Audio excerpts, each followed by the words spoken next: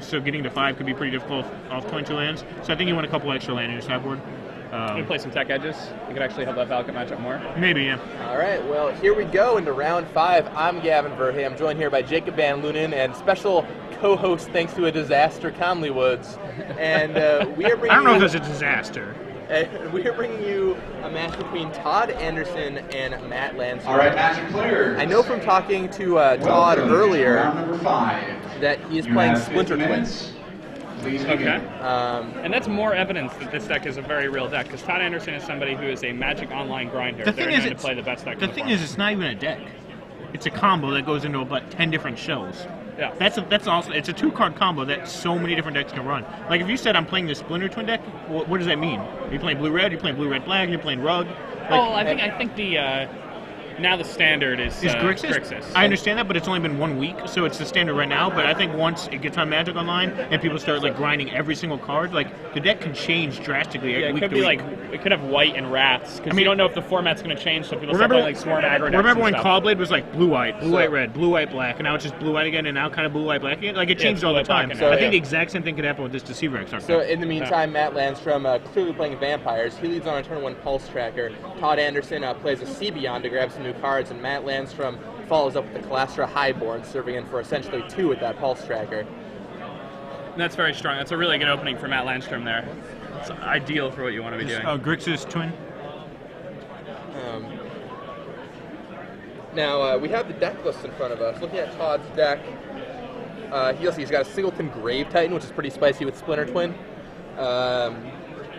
Other than that, I mean, pretty much every creature these types of decks can run is awesome with Splinter Twin, just because the creatures you run in these control decks are value cards that have a comes into play effect naturally. So it's like not even like he was like trying to work it out. I mean, think about if you have like a Wormcoil Engine. Like Wormcoil Engine is also pretty good with Splinter Twin. You just keep getting 3/3s.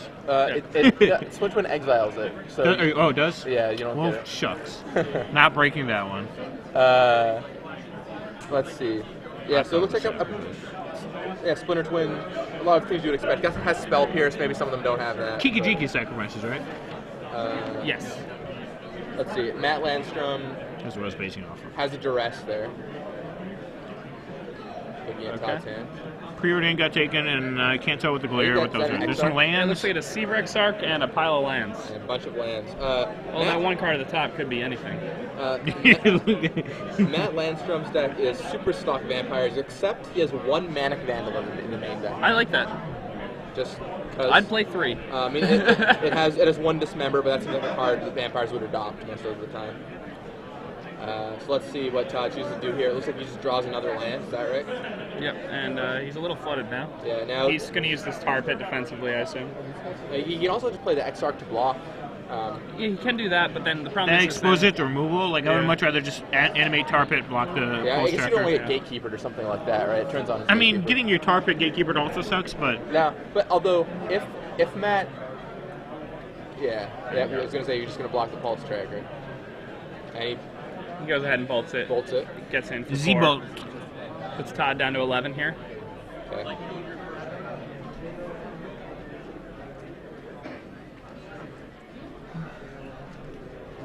The one thing we haven't seen too much out of these Grixis Twin decks is Gataxian Probe. It had everyone was saying it was going to be awesome in these decks, and not too many people run it yet.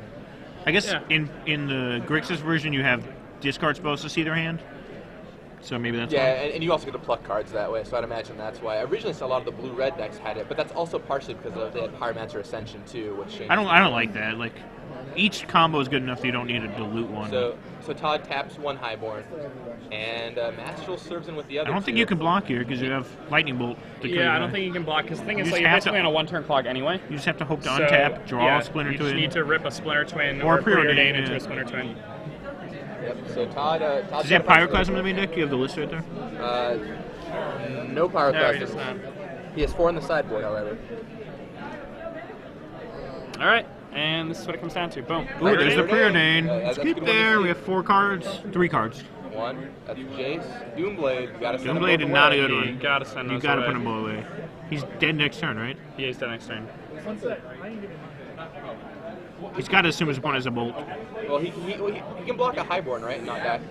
I mean, but then he's dead still when he gets bolted. Like, he might not be literally dead at that point, but he still actually is dead. I'm pretty sure his opponent has a lightning bolt. Otherwise, he wouldn't have just blindly attacked with the. There's a blood and his blood gas. Yeah, that's it.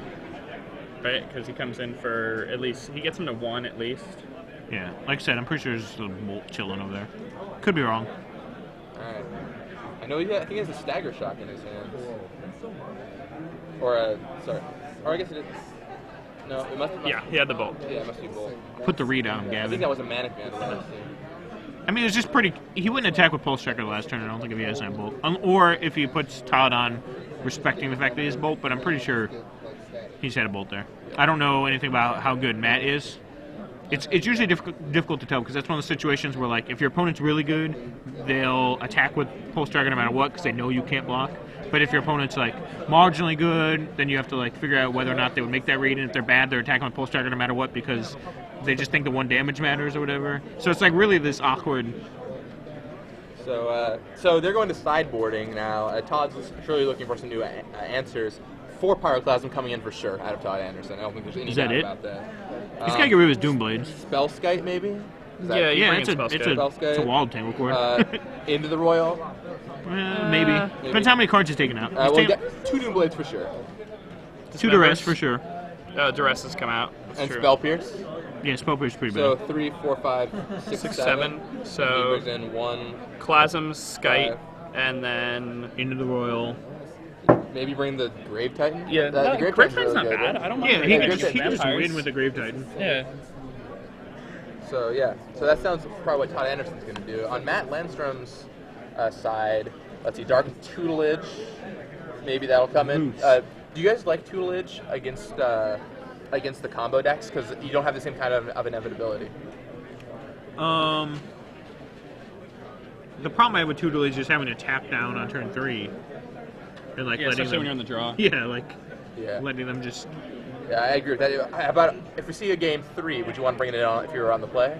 Maybe, but again, you have to either play it immediately on turn 3 or then never play it at all until you get to 5 mana, which you rarely get to. Dismember, I think that pretty clearly comes in.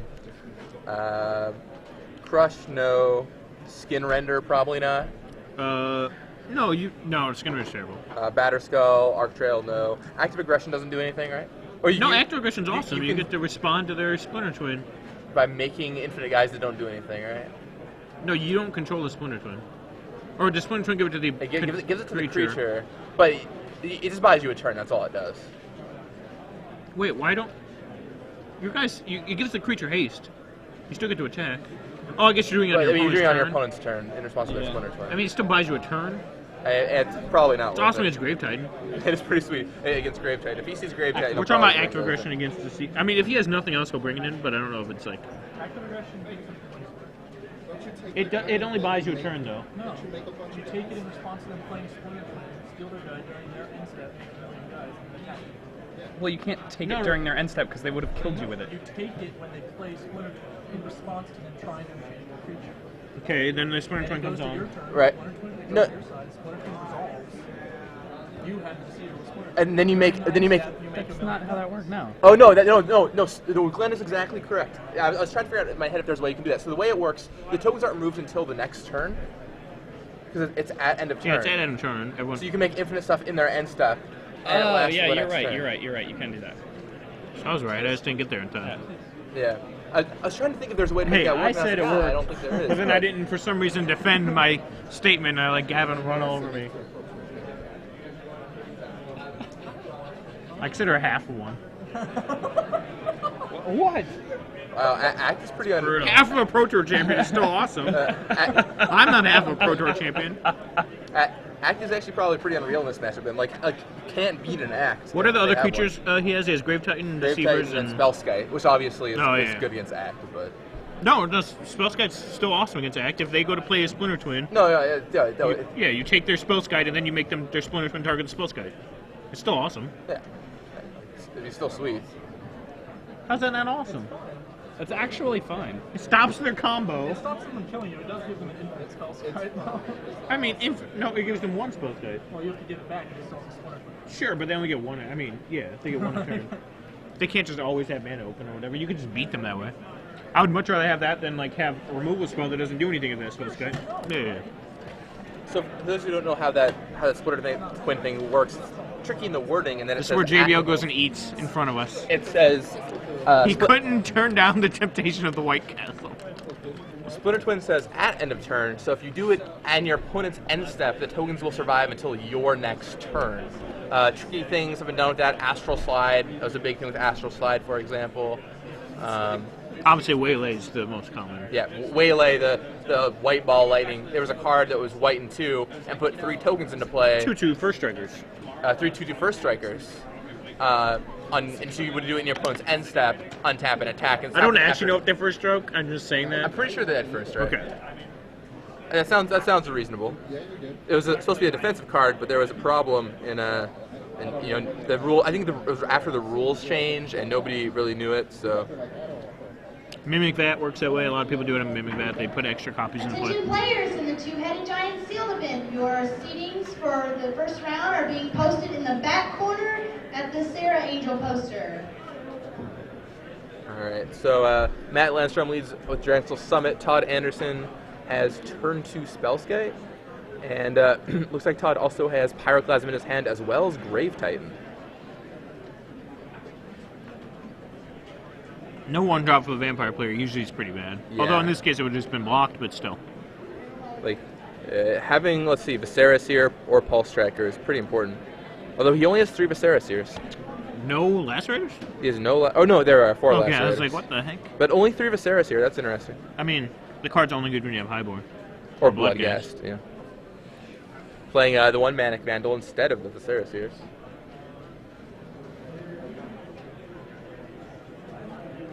And Spellskite being an 0-4. Oh, and there's the Manic Vandal. Would you like to redirect his ability? I guess he probably. I mean, he has 2 more. He probably boarded in.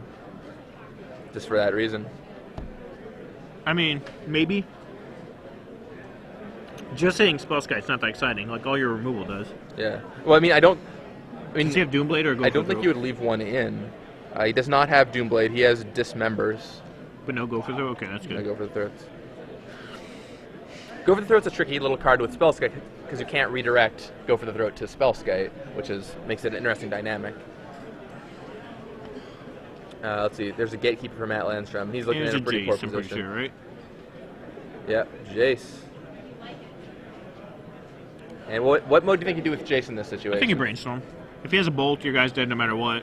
Bouncing it, there's no 1 damage burn spell, so like bouncing it's pretty irrelevant. So he sees 2 lands and a Preordain. He's gonna crack a fetch land and then probably Preordain. Plus, like the other thing you have to remember against vampires is that you're the control deck, so them like taking 3 or 5 damage or whatever away from their game plan and attacking your Jace. Plus, you got a card like Renewed Faith or whatever was always pretty good at drawing a card, gaining some life. Right. This requires them to expend time and card. All right, so there's the Preordain. He sees 2 more lands. Todd Anderson. How many lands does he run? 26? 20 of those. 25? 3, 6, 9, 13, 17, 21, 25 lands. That's probably about right. Matt Landstrom serves in. Jace bites the dust. To a bolt, right? Yeah. Yeah. And there's a Marsh Flats for Matt Landstrom. This is not a good... I mean, he has to have like active aggression or something in his hand. There's no way he kept his hand without... Yeah, I mean, he still has... There hasn't 3 been enough cards. gas for it to like be a good... There's Grave Titan. Now, if he has active aggression, that's... He won't active aggression unless he has Viscera here. It doesn't do anything. Like, he gets in for 6 damage or whatever. Or 2 damage. It's not very good without the Viscera here. Yeah, those zombie tokens can just block. I mean, I think you probably just want to save act for when they're trying to combo you, ideally.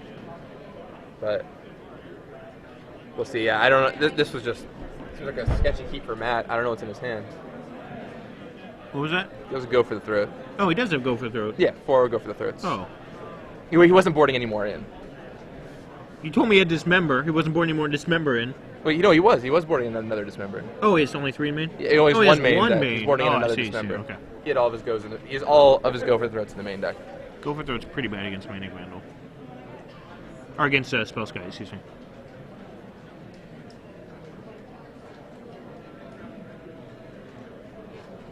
And she's got some tokens. Still, those tokens are going to be a problem for Matt. And go for the throats, another token. How do you get rid of the other token? I think that's a bolt that they go for the threat sitting on top of, so I think you might have bolted the other token. Oh, okay. It's Pretty. expended a ton of resources. 3 for 1, Dim. He's got active aggression in hand. I kind of thought he did. Yeah, there's a spell skate. Now that showing active aggression is like pretty terrible, though. Yeah. I mean, obviously there's nothing you can do about it, but. I mean, your other option is scoop, and it's just a little too early to do that. Well, like, yeah. I mean, you're not gonna scoop her in this situation. The only other option is scoop. When you're at 20 life and your opponent's at 12. I mean, you know. If you signed up for $10, Information's worth something. I don't think it's worth a game. $10 draft. That you have a reasonable chance of winning, right? Yeah. I mean, although to be fair, Matt is in a pretty rough spot, but he can win if he draws like a couple highborns. He's in a rough spot, but he's only taking 3 a turn right now. It's not Right, like if he just draws a couple highborns or whatever. Or a Gatekeeper and gets rid of that spell skite. Right, Gatekeeper's great. Or Bolt to get rid of the spell skite. Oh, I thought he was playing a Bolt. He played a Lacerator. So take 1 next turn, 3 from Tarp. It'll be at 13. Attack back, drop him to the critical 10. Oh, he just drew a Jace, though. His game's probably over now. Yeah, Matt has to find an answer Jace for that does Jace that. immediately. And he's got Spellskite too, so there's not really a lot you can do. I mean, he can active aggression to the spell skite if he wants to kill Jace. Oh, what's if he goes Not anymore, +1? he can't. Fate Seal. And just ships it to the bottom. That could have been anything. Could have been a Gatekeeper, could have been a Visceracy. Or... Yeah, I think anything that isn't a land, you just send at that point.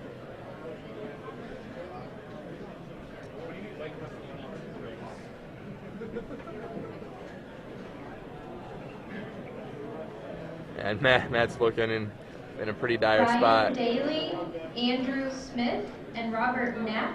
Your draft is It looks like with all this ready for removal he has and stuff now, like, he just doesn't have enough Ryan Daly, vampires. Andrew Smith, and Robert Knapp. He drew Please come to the Highborn. main stage.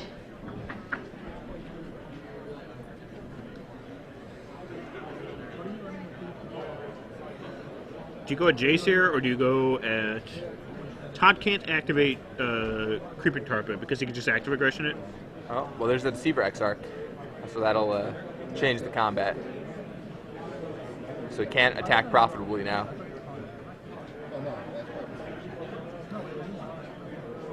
That's a pretty awkward. Yeah, I mean Todd's board is pretty good. I mean it's Deceiver Exarch. He's just like active 1 Jace, Pyroclasm away Spellskite. from the game being over. Yeah, and now he's gonna brainstorm. There's Deceiver Exarch, There's the Pyroclasm, Pyroclasm. and a black card. I'm not quite sure what that is. Is that Dismember? Yeah.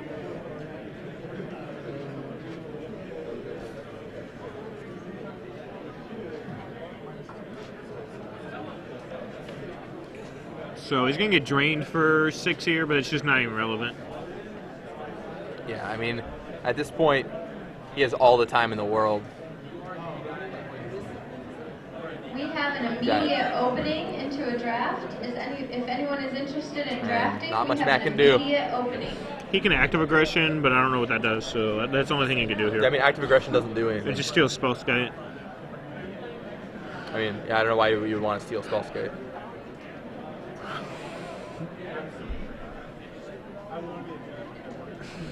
He goes to 22, or 21, I guess, after the fetch lane. Yeah, but I mean, Todd has that Exarch, and granted, he can't play into that active aggression, but he has with that active Jace, he just has infinite Yeah, I mean, time, the game's basically. still basically over. Like I said, 1 Pyroclasm away was all he needed. Like now, if there was anything techie and I got Thoughtseized or whatever, I would just scoop probably. So attacks for 4, dropping Matt down to 19 17. or 17. 17.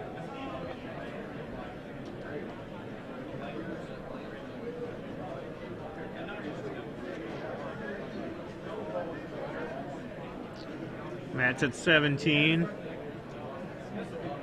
Zoe, look over there. You go. That's right, Rashad. You know what's up. All right. Well, I'll just start saying random stuff. Right. He's So, at 43. Todd's see if Matt can draw his way out of this one. Todd is at Seems pretty 43. unlikely. I mean, I'm looking at his deck. What would he have to draw to win this game? Like a bunch of bolts in a row. gatekeepers. Just Blood Gas, not a good one. Although it does have haste. He's already used a bunch of bolts already, right? So he can't even He play used for the burnout. 2 bolts. 2 One or on 3. Jace, one on Grave Titan token. Yeah, so if he rips both bolts, except Jace is gonna make that a difficult proposition. Alright, he just leaves it there. That's always a bad sign. I'm guessing it's a gatekeeper. That's my thought. Because he thought about it long enough to where it's actually a spell, but it's just one that doesn't matter. Pretty sure it's a gatekeeper. Putting the read on the top of the deck. Alright, let's see if Conley's reading skills are up to par.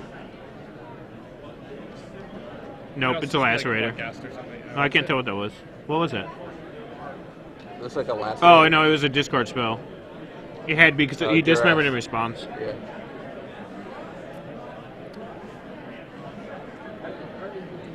Now Matt's sitting at 12 life. The old kill you with 1/4s. Horn turtle you to death. He may just ultimate Jace the same turn that he kills him with damage. I just want to horn turtle my opponent to death. Whenever I have the opportunity, just horn turtle you. No combo. We've all been there. I think Spell guy should be attacking too, just in case there's a condemn over there. Yeah, back comes blood gas, but that's not gonna help stem it. Yeah, okay. Matt sees the writing on the wall. He's packing his cards. The writing on the wall. I mean, he was being covered in Sharpie all over his face. Yeah, pretty much. Like he was. Yeah, he had a dunce cap on. He was being TP'd by 6-year-old girls. There was no writing on the wall. It's pretty obvious. Oh man! All right, so they're going to game 3. So now, once again, the question is: are we going to see that those dark tutelages come in? Do you think they're good here? I mean, I don't think they're good. Like, you might bring a couple in, but I don't think it's because they're good. I think it's because you can. Like, you would never, if you were like sitting at home and you're like, how do I win this matchup? Whoop, dark tutelage. You would never do that. Like, it's just not that relevant. Whereas, like, against blue-black control, you'd be like, dark tutelage is awesome. I feel like I just got passed a note in gym class. Oh, it's all caps, too. I feel like I just got passed a note in gym class, though, or whatever. I was like... do we think he has what? I was wondering if he takes out his bolts in the play. But I don't even know why bolts are in the deck right now. They don't kill Spell Guy and they don't kill Exarch.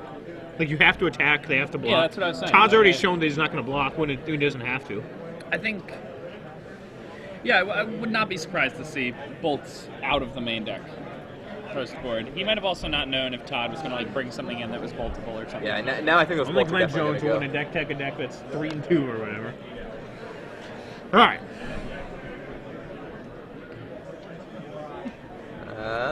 So, we're probably going to see him bring in the active aggressions, the mana those are already the in. dismember. Yeah, I mean, it's that's what he has already, right? Yeah, it's just what he changes. What did he take out the first time around? Yeah, like if he left those bolts in. Yeah, if he left bolts in, I don't know what he took out. Like, he probably took out some creatures, which is not what you want Pulse to do. Tracker's awesome against Spellskite. I mean, by awesome, I mean he's unblockable. I love that. You know what I'm saying? I love Conley's definition of awesome. You know what I'm saying? It's the best creature he has. If there's one creature in play and your opponent is a Spellskite, you would want it to be a Pulse Tracker over everything else. Yes. That was my point. It is terrible against Deceiver Extract. I didn't see any Viscera Receivers that game, though. No, I didn't either. If he boarded those out while he brought in Active Aggression, that seems pretty terrible. I don't know if he did, but... Well, that's kind of a combo. It is kind of a combo. I think it makes it good against Grave Titan. Although, to be fair, he didn't see Todd's Grave Titan in game 1. Now that he's seen Grave Titan, he might bring in Viscera Seer. Yeah. I mean, I think those bolts are just going to have to go away. Like, you're right, they just don't do anything. I mean, they go to the face, they kill Jace, I guess. But especially on the play, I don't know if you're as worried about Jace. I mean, not dying to Pyroclasm is a big thing, and the bolts give you reach, which is nice. But I mean, you have Highborn for reach, you have Active Aggression for reach. Active Aggression is like one of those old person grabbers. What? It just gives you maximum reach. You can get the cereal off the top shelf or whatever. You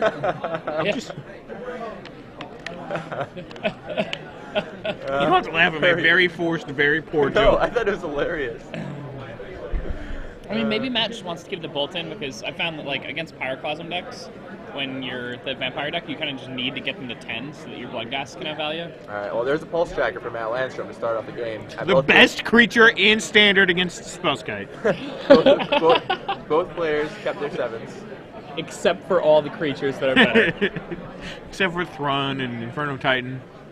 Sun Titan. Hammer Anything with a Bolt. Titan on it. Serves him with the tracker for 2. Is it the best one drop against Spellskite? That's got no. Steplinks is.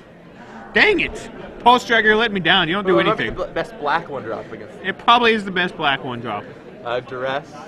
All right, some lands and then a bunch of glare. Preordain? Preordain? Preordain, Deceiver, Exarch, is that Inquisition? Yeah. It's probably just taking Inquisition here. I mean, it depends on what Matt's trying to do, but... I mean, taking Preordain is always one of those things where it's like, you feel okay that you got a card, but you don't actually feel okay. Right. I mean, if he has a hand where losing the card isn't a big deal and just doesn't He's want to die to vampires. Like, he could hit every card in his deck with an Inquisition. That's not, except for Act. Well, just like if he doesn't want to die, do a combo off the top or something like He that. drew he kept in Duress. I guess after he saw Active Aggression, he kept in Duress. So there's Dark Tutelage, Alright, so the tutelage goes away. Dismember, and Manic Vandal. There's that Now guy. he's going to have all the time in the world to play around these cards. Yeah, but he's got a Pulse Tracker in play, and as we already discussed, it's like, That beats hard. It's a solid 9-turn clock. except he has Deceiver Exarch in his hand, so he can't even like, attack with it next turn. Well, he can because he has Dismember. Oh, yeah, okay. And but he can't cast Manic Vandal. He doesn't have red. It's March Flats in hand. I mean, you don't really want Spellskite right now, right? Because He wanted them both, apparently. yeah. I don't think you want to draw Spellskite there. What if he draws Inquisition or something? I mean, Pulse Striker is the best creature against Spellskite. Why would you keep it? Yeah. It's just the best creature. Alright. All right, Matt doesn't have red mana, so if he plays Spellskite here, it's actually pretty decent. Twisted Image is like the best one drop against Spellskite, probably. That's true. Alright, so there's a Preordain from Todd Anderson. Sees Duress and Creeping Tar Pit. Probably.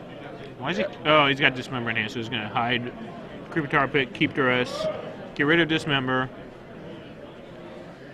Nope, he's going to cast a Spellskite and then Duress? That doesn't even make sense. He just holds the Duress. So he kept the Duress on top, but opted to not play it. But he knows the only spell that Matt has in hand that he can Duress, he would just kill the Spellskite with. Yep. I don't really get that. Maybe he's fine. Maybe since he knows there's a Manic Vandal, he's just fine trading the Dismember for Spellskite. But he's trading Duress and Spellskite for Dismember. Like, And he just drew Splinter Twin. Oh, so there's the Duress. So, I mean, if Matt has 2 spells in his hand here, it's good. He obviously does, otherwise. No, I guess not. But No, he's got Manic Vandal and Manic Dismember. Vandal, so we know what the cards are. He's just going to Dismember. Yeah, I don't that get why he Spellskite. just went Duress last turn, take an extra 1 damage this turn. Then play your Spellskite. Do you think you would have cracked both Marsh Flats there? Because since you've got Blood Gas to play? Is it better to just crack one and pay the extra 2 life? Probably. I guess the thing that Todd didn't have Splinter Twin at the time. He didn't know it was on top. Right. So, like, I was going to say maybe you just want to do a Duress plus leave open Deceiver Exarch mana, but if you don't know you have Splinter Twin coming, I don't know that's good. Had to read on the top of his library, like Conley-Woods. So, down goes Spellskite. And Todd passes back, Matt draws. Okay, I'm just gonna crush him for 4, put Todd at 11, and then he's gonna draw whatever he's gonna play whatever he just drew. Which I think is a Dark Tutelage, maybe? I don't know. It's a good one to draw. So as Gavin would say, the writing is on the water tower in the small town in New Hampshire. Yes. Is that a good? What? That's pretty good, actually. I mean, if you have it, maybe who doesn't notice a water tower? maybe like a billboard on the side of the road or something. All right, so there's a Vampire Lacerator, and Todd shows the combo, and that's game. And that's it. That's it. Todd Anderson takes it 2-1, putting his Grixis Twin deck one step further to victory. And it doesn't even run Stang.